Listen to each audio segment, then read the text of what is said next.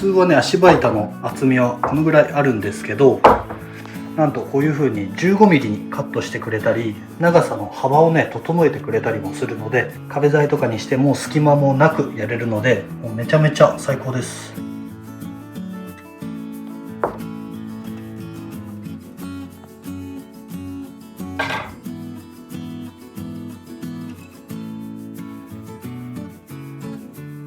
いや、いいね。こういう割れもいいですね。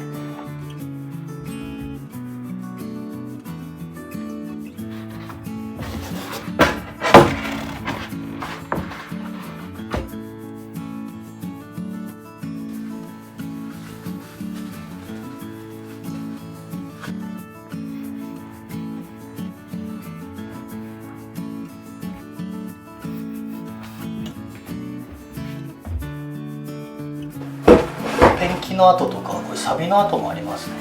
こういうサビもいいですね。めちゃめちゃ渋い。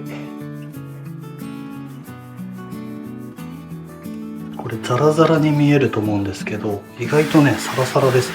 なのでこのまま壁材の仕上げ材でも使えそうです。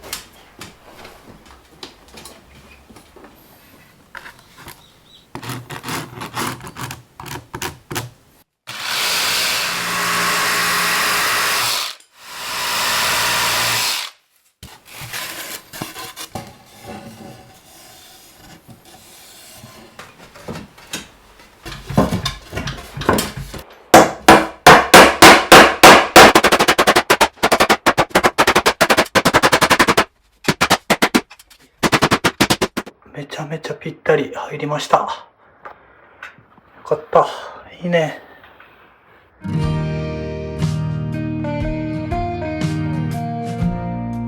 よしよしよしよしよし。